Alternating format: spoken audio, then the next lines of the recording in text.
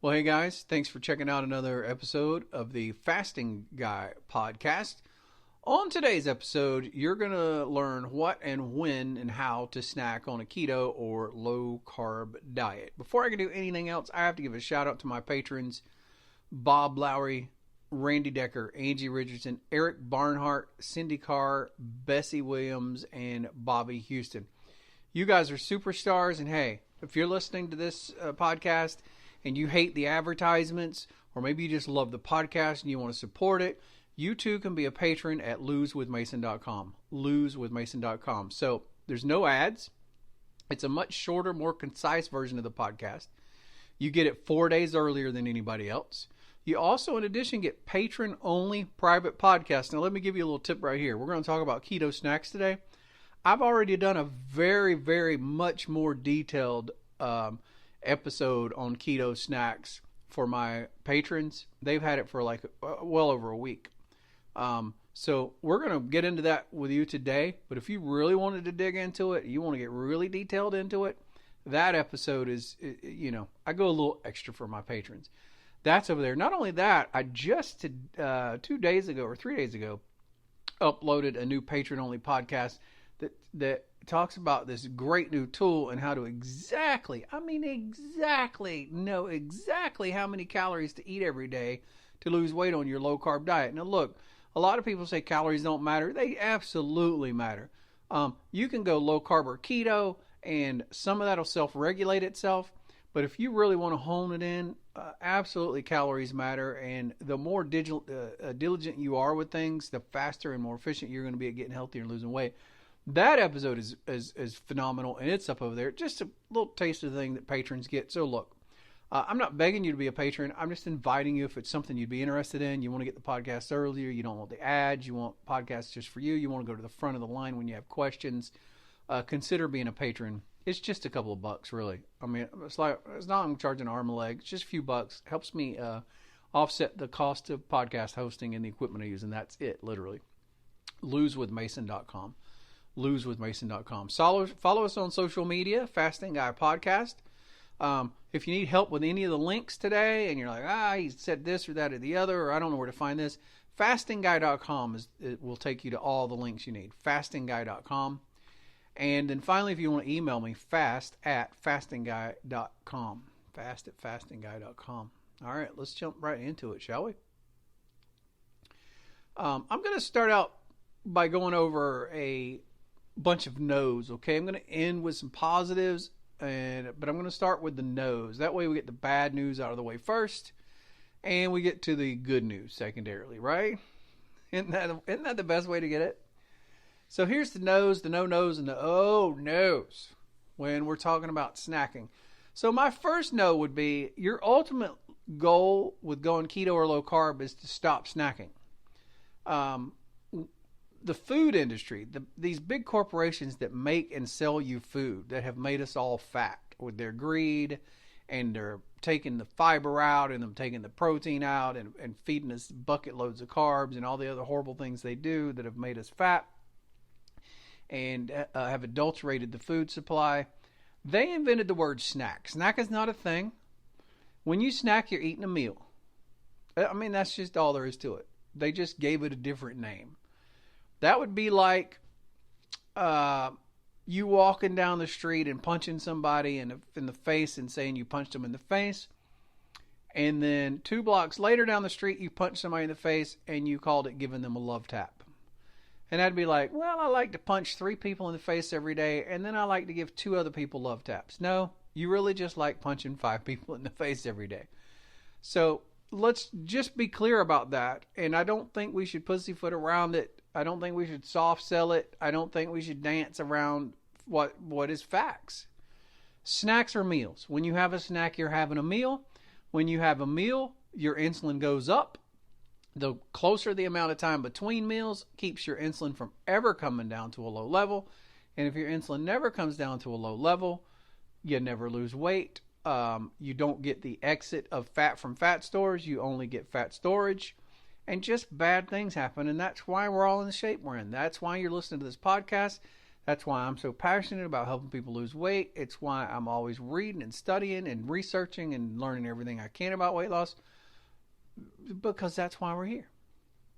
So your goal should be to not snack. Now, if you're just starting keto, you're probably going to need to snack.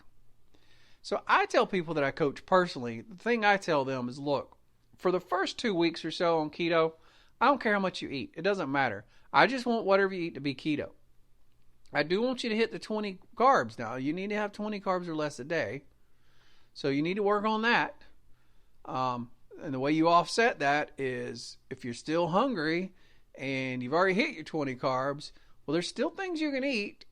They're limited, but there are still things you can eat, and it's going to be zero carb things. It's going to be a hamburger patty. It's going to be bacon. It's going to be eggs, something of this sort.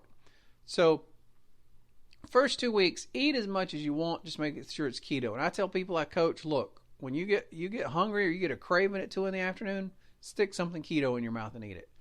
You get another craving at 7 o'clock, at 8 o'clock, 9 o'clock at night, grab something keto, shove it in your mouth and eat it. But now eventually, as you become keto adapted or fat adapted and your body becomes more adept at pulling from its fat stores, you should naturally find that you don't want to eat as often, and some of those cravings go away. And then what I find is we kind of most of the time are just snacking because we just are bored or for some other stupid reason. And I use stupid to describe me. I'm not talking about you. This happens to me all the time. I was watching a movie 3 or 4 nights ago, and I'm on a morning schedule now, so I eat my first meal at around 7, and I'm done around noon or 1. And so this is way on over at 8 at night. Like, I'm way past any time I should be eating. I'm full-blown into fasting, and I was just craving something, and I wasn't hungry. I was just watching a movie, and I was just thinking, oh, it'd be cool to have some popcorn, or all these thoughts are running through my head. So I get it. Look, I get it. Trust me, I get it. And there are some legitimate times to quote unquote snack, and this would be like when you're stuck traveling in a car all day, or you're stuck in the office and can't get out or something, and maybe you're making a snack, a small meal or something. There's certainly legitimate times to have them after you become fat adapted. But just take this to heart and let everything always be a goal, and we never condemn ourselves over failure, or we never condemn ourselves over not being good enough. The only measuring stick is that we're striving towards being where we need to be. That should be your only marker. Am I striving as hard today to be as where I need to be as possible? So that's the goal. Is we just don't snack. We eat, hopefully you're doing working towards, or you will at some point. I don't know where you're at in your low carb or keto journey, but at some point, you'll just naturally kind of give up a meal. Most people just kind of naturally move to 2 meals a day, which makes it really easy to do 16/8 intermittent fasting. And so really those 2 meals are it. You eat your 2 meals, eat one of them around noon, eat another one around 6 or 7, and then that's it. There's no snacks in between, and you certainly don't eat outside your eating window when you're in the fasting time frame.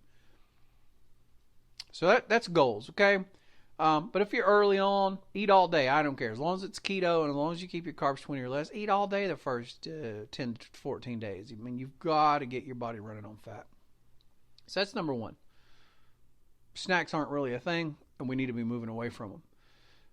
Now let's get into real no-nos. Keto sweets.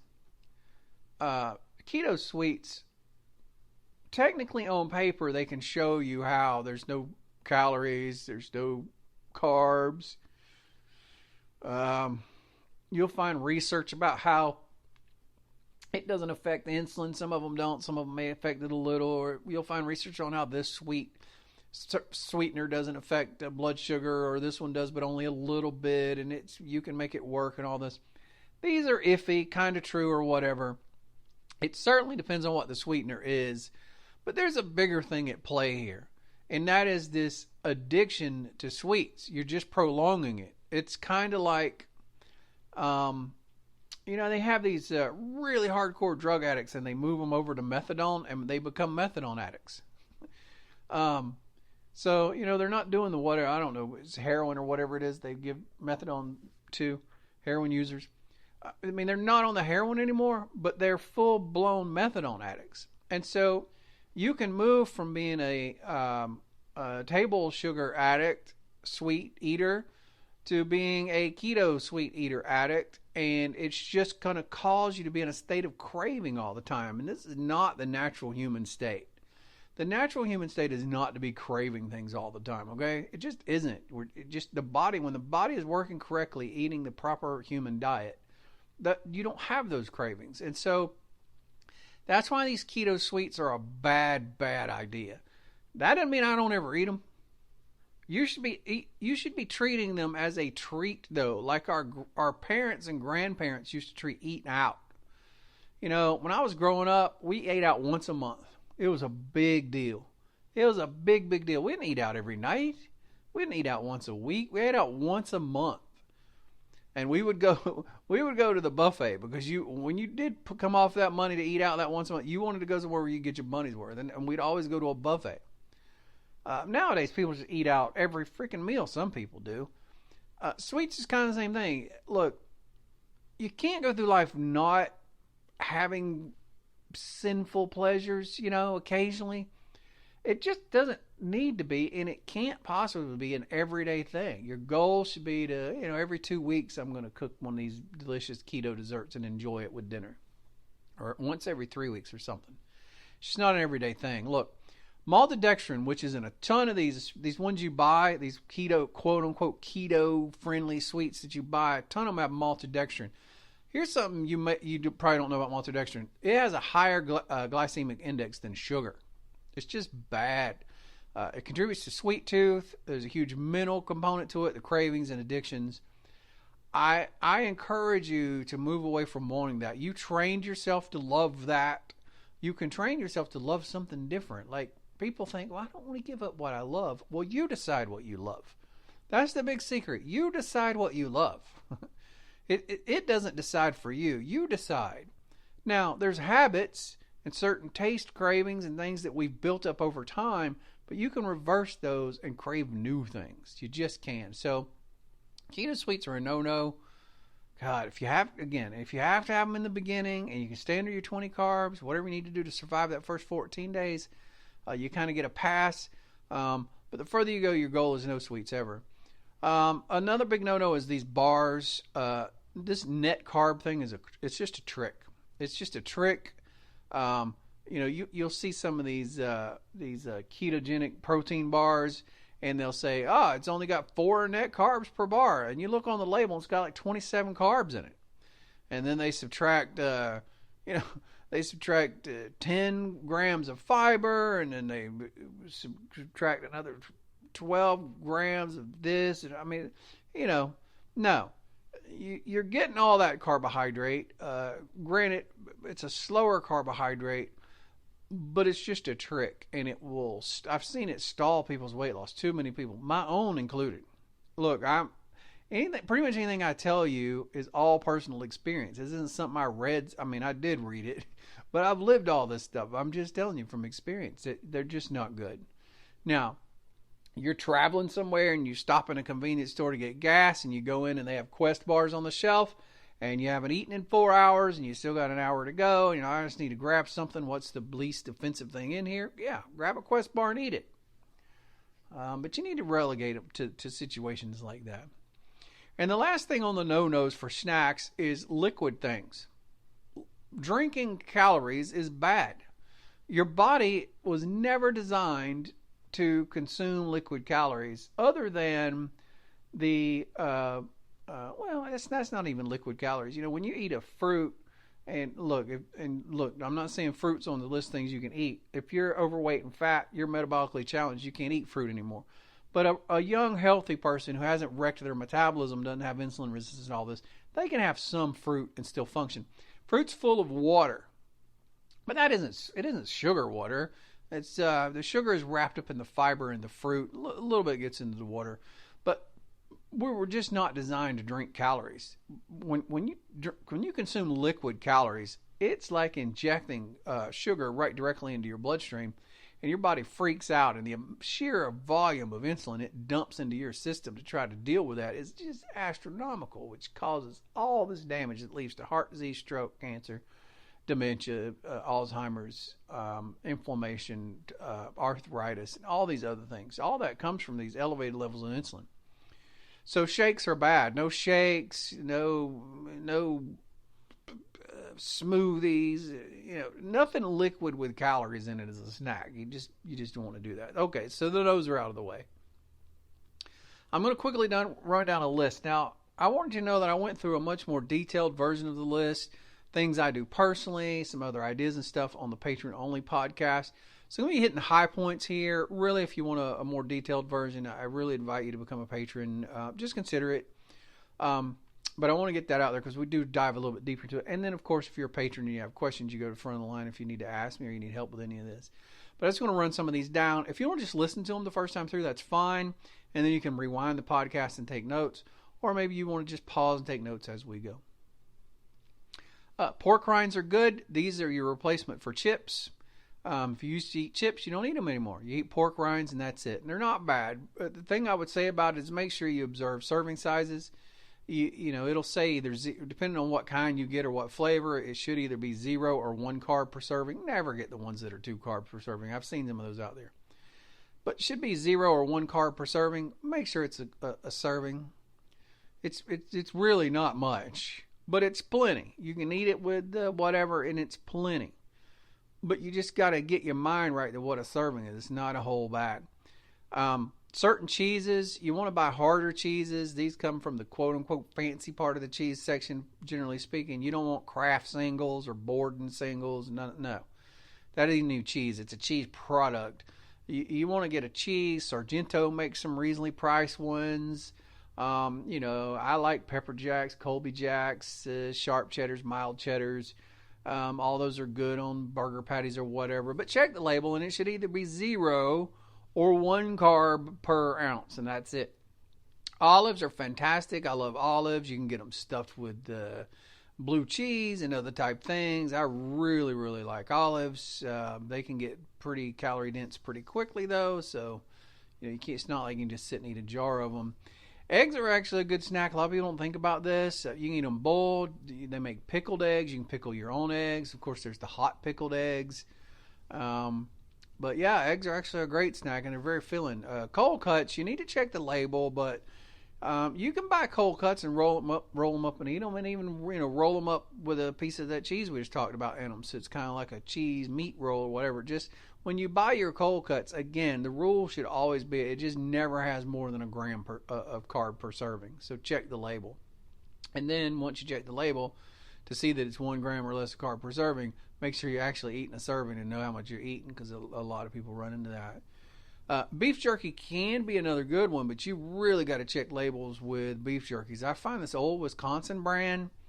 I think I've seen it at Walmart. I know I get it because I get it at Publix, and I've seen it at other places. This old Wisconsin brand, they have beef sticks and they have turkey sticks. I actually like the turkey sticks better. But those will have like 1 carb per stick. I did see a Slim Jim. Now, it's not the little round or the little, the ones that are the size and shape of a pencil. It's none of those I don't think I've ever seen that would fit into the carb. But they have these flat ones that are smashed out like flat sticks that are just plain old beef jerky. Obviously not as good as the ones that have the garbage in them, but I did see those. But check the labels. When you grab yourself a beef jerky stick, it should have 0 or 1 carb. That's it. So check the labels. Nuts you can have, but you got to be careful with nuts because the calories get out of hand. Crazy. The serving size for a nut is about 1 ounce, which isn't very much of a nut, and it's a lot of calories. So eat them slowly, enjoy them, savor them, stretch it out so you enjoy it. Don't just because you can literally pump a whole. You can put a whole serving of nuts in your hand, pop it in your mouth, chew it up, and swallow it, and it'll be gone. So no. Take each individual one, eat it, enjoy it. Now, what are the best ones? Pecans are the best for the price. Very low in carb and a pretty decent nutrient profile and a good price. Walnuts, pretty good as well, a little bit more expensive. Macadamia nuts are really high in fat and really great keto nuts. They are super expensive. Nut butters, you got to be careful with them. You can just eat them so fast. I'll never forget when I first started dieting, quote unquote, trying to lose weight way back in 2013. And I went to make a peanut butter sandwich. And I wasn't keto or low carb or any of that then. I was just counting calories. And I went to make my first peanut butter sandwich, and I weighed the peanut butter for the first time and realized that the serving size is 2 tablespoons. And I had been putting 6 or 7 or 8 tablespoons on my sandwiches all those years. So the serving sizes are small. Again, if you're going to eat a nut butter, make sure you've got a single serving size as a snack, and make sure you eat it very slowly and enjoy the maximum amount of savoring, okay? Celery is great because it's almost 0 calories, 0 carb, and you can dip it in things like mayo. You can dip it in ranch. Make sure you check the label on the ranch. It has 0 or 1 carb per serving, and never eat more than a serving. And peanut butter, same warnings about the serving size, etc. Bacon, I discovered this traveling around in my RV because I was trying to save a refrigerator space. But bacon, they have that pre-cooked microwave bacon that doesn't even have to be refrigerated. You'll see it sitting on the shelf, and it keeps for a long time. I wanted, refrigerators in RVs are not very big, so I got to have bacon, and I could just put it in my pantry cabinet. But what I found about it, since it's cooked or whatever, you can just whip it right out and eat it like a piece of beef jerky, and it's 0 carb. Those are great snacks. You're going to be on the road, go grab you a pack of them and toss it in the car. It's already cooked. It's going to keep. Don't have to be refrigerated. Those are great snacks. Pepperonis are good. Pepperonis are a really good snack. Eat them by yourself, maybe with a slice of that cheese we talked about earlier. There's just some good snack ideas. But look, the big takeaway from this that I think is important for you to know is that snacking is not your goal. Your goal is to never snack again at some point, and we should be moving towards that. But as always, we do what it takes to get from point A to point B. If you're not to point B yet and you're moving there, never beat yourself up for not being a point B person today when you haven't arrived there. And weight loss is a lifelong thing, and you're going to find yourself going from point B to point A and B and back and forth and halfway in between a bunch of times because we're human and we're fallible. The most important thing is to be specific. Thank you for listening today. If you'd like to become a patron and all the benefits that come along with it, losewithmason.com. Losewithmason.com. Share this on your social media. You might save somebody's life, and I'm not even exaggerating. That's true. And follow us on social media. Fasting Guy Podcast on all the social media. Thank you so much for listening today. We'll talk to you next time.